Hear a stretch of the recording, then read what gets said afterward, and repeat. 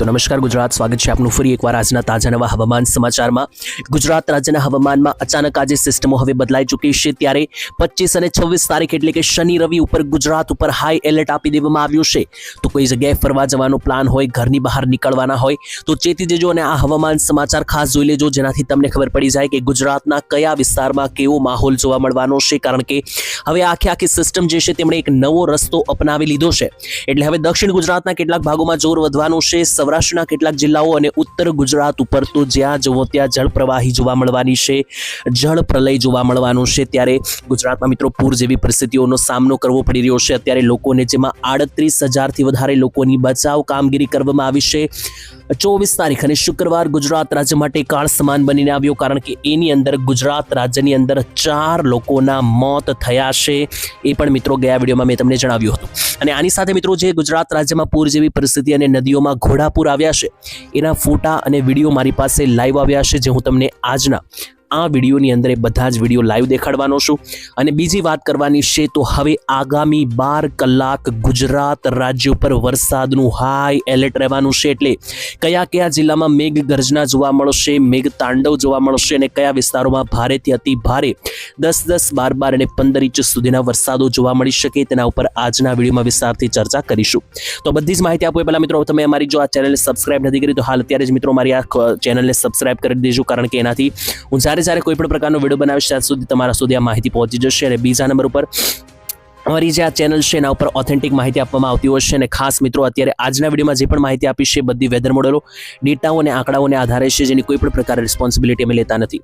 તો હવે મિત્રો શરૂઆત કરીએ ટાઈમ બગાડ્યા વગર અને જઈએ સૌથી પહેલા લાઈવ મારે તમને ફોટા અને વિડીયોઝ દેખાડવા છે।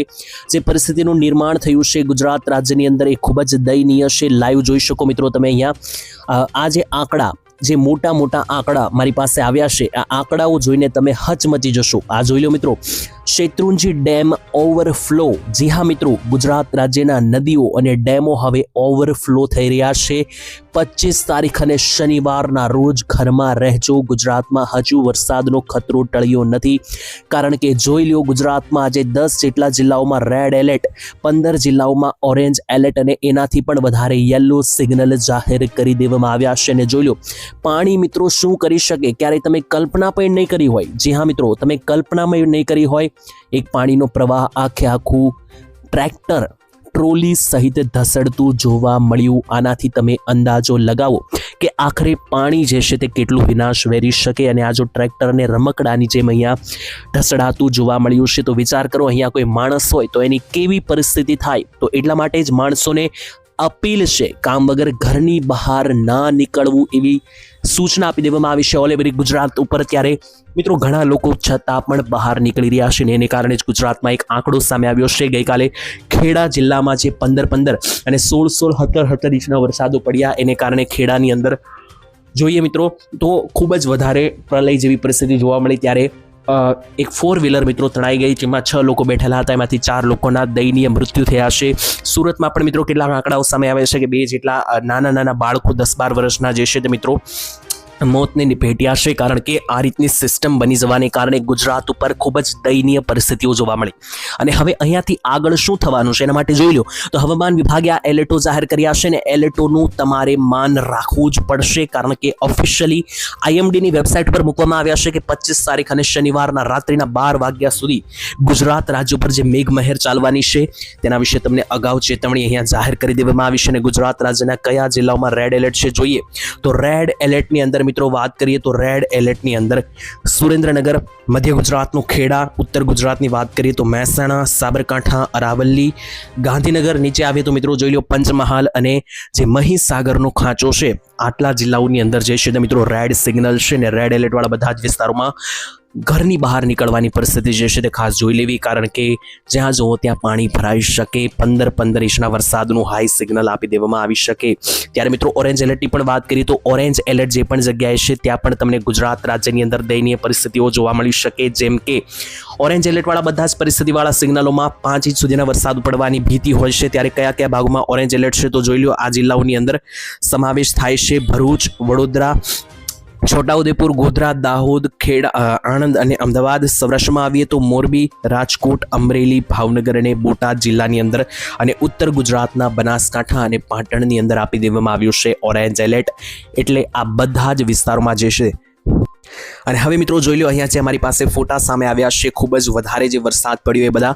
આ અમદાવાદનો વિડીયો છે મિત્રો. અમદાવાદની અંદર કેવી પરિસ્થિતિ જોવો મિત્રો. 24 તારીખે જે અમદાવાદની અંદર વરસાદો પડ્યા અને જે રાત્રિ સુધીમાં છેલ્લા 48 કલાકમાં અમદાવાદની અંદર જે 40 ઇંચના વરસાદો ઓલ ઓવર જિલ્લાની અંદર જે નોંધાયા છે, તેને કારણે તમે અહીંયા લાઈવ જોઈ શકો મિત્રો. કમરસમાં પાણી જાહેર રસ્તા પર ભરાઈ ચૂક્યા છે, હાઈવે ઉપર પણ પાણી ભરાઈ ચૂક્યા છે, જેથી કરીને જે અમદાવાદ વાળો રસ્તો છે કે બધા અમદાવાદ, વડોદરા, આણંદથી થઈને જે સૌરાષ્ટ્રમાં જાય છે, એટલે કે દક્ષિણ ગુજરાતમાંથી સૌરાષ્ટ્ર જવાનો જે રસ્તો છે, તેની સાથે મધ્ય ગુજરાત એટલે કે અમદાવાદ થઈને જે ઉત્તર ગુજરાતમાં જવાનો રસ્તો છે, કચ્છમાં જવાનો રસ્તો છે, આ બધી જગ્યાએ જે છે તે અત્યારે હાલ પાણી ભરાઈ ગયા હોવાના અહેવાલો જે છે તે સામે આવતા જ્યાં જોવો ત્યાં મિત્રો અફરાતફરી મચી ચૂકી છે.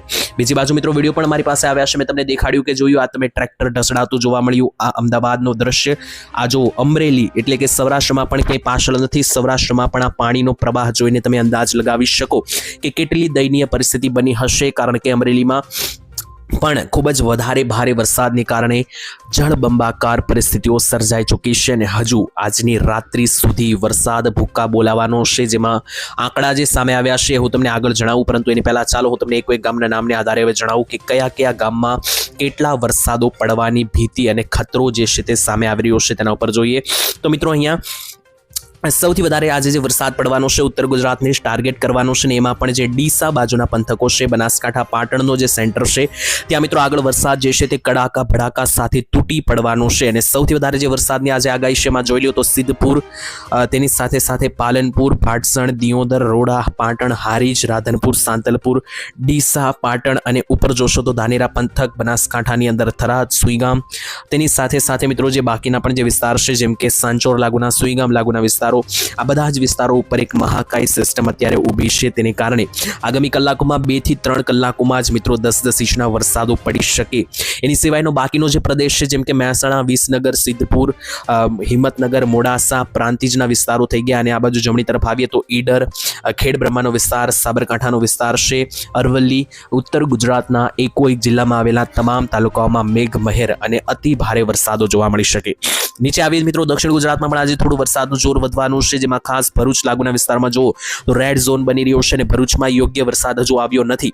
આજની તારીખમાં મિત્રો ભરૂચની અંદર જે છે તે અતિ ભારે ગાજવીજ સાથે ભારેમાં ભારે વરસાદનું એલર્ટ છે, જેથી ખાસ ચેતી જજો. જેમાં પણ એક ગામના નામ સાથે જણાવું તો અહીંયા ભરૂચની અંદર જે અંકલેશ્વર, નેત્રાંગ, પટલેજ, દહેજનો જે વિસ્તાર છે આખા વિસ્તારને કવર કરી રહી છે સિસ્ટમ. અને માત્ર ભરૂચ જ નહીં, જંબુસર, કરજણ, ડભોઈ, વાઘોડિયા, અમદાવાદ, વડોદરા, ખંભાત, આણંદ અને જે બોડેલી, છોટાઉદેપુરનો પંથક છે, તો આ આખો દક્ષિણ મધ્ય ગુજરાતનો પટ્ટો છે, અહીંયા વરસાદની સિસ્ટમ ટાર્ગેટ કરી રહી છે. મધ્યની અંદર પણ મિત્રો જે આણંદ જિલ્લો છે તે આખો અત્યારે રેડ ઝોનમાં બની રહ્યો છે, જેમાં આણંદ, પેટલાદ, ગોલાણા, નડિયાદ, ખેડાનો જિલ્લો આવી ગયો, અમદાવાદ આવી ગયું, ડાકોર આવી ગયું, નડિયાદ આવી ગયું. આ આખો પટ્ટો અત્યારે વરસાદની ગંભીર સ્થિતિ હેઠળ છે, જેથી અહીંયા પણ સાવચેત રહેજો. બાકી દાહોદ, ગોધરા બાજુના વિસ્તાર છે, જે મહીસાગર બાજુ, ત્યાં હવે સિસ્ટમ હવે થોડી નબળી પડશે અને થોડો વરસાદ હવે ત્યાં ધીમો થતો જોવા મળશે. બાકી મિત્રો દક્ષિણ ગુજરાતની માહિતી આપું તો સુરત બાજુના ભાગો કેવા છે તો જોઈ લો. સુરત, નવસારી બાજુ એકદમ શાંતિ છે, કોઈ મોટો વરસાદ નથી. ઝાપટા સ્વરૂપે વરસાદો તો શરૂ જ રહેશે, પરંતુ વ્યારા, નવસારી, સુરત, બારડોલી, વલસાડ અને ડાંગ અને સાથે નર્મદા, તાપી છે, આ જિલ્લાઓમાં વરસાદ હવે ધીમા પડશે, માત્ર ઝાપટા સ્વરૂપે આવશે, બાકી કોઈ મોટા વરસાદ નથી. સૌરાષ્ટ્રમાં આવીએ તો સૌરાષ્ટ્રમાં સૌથી વધારે વરસાદ આજે મોરબી જિલ્લાને ટાર્ગેટ કરશે. મોરબીના આવેલા વાંકાનેર, ટંકારા, અમરાણ, હળવદ, ધાંગધ્રા, માલિયા આ બધા વિસ્તારોની અંદર ભૂક્કા બોલાવશે. અને ત્યાર પછી સુરેન્દ્રનગરમાં સાયલા, લીંબડી, ચોટીલા, થાણગઢના જે પંથકો છે આ બધા જ વિસ્તારોમાં કડાકા ભડાકા સાથે વરસાદનું હાઈ એલર્ટ આપી દેવામાં આવ્યું છે. ઇવન મિત્રો જોઈ લો તો રાજકોટ, બોટાદ અને ભાવનગર ઉપર પણ અત્યારે ગાજવીજ સાથેના વરસાદની સિસ્ટમ છે, જેમાં તમામ તાલુકાઓને ટાર્ગેટ કરશે વરસાદ. અને નીચે મિત્રો છે અમરેલી સુધી એનો ઓફ ટ્રેક લંબાઈ રહ્યો છે. પોરબંદર અને દ્વારકાનો જે દરિયાકાંઠો છે ત્યાં મધ્યમ વરસાદ જોવા મળી શકે, કોઈ મોટા વરસાદની આગાહી નથી. અને જુનાગઢ, વેરાવળ બાજુ તો આજે કોઈ મોટો વરસાદ છે જ નહીં.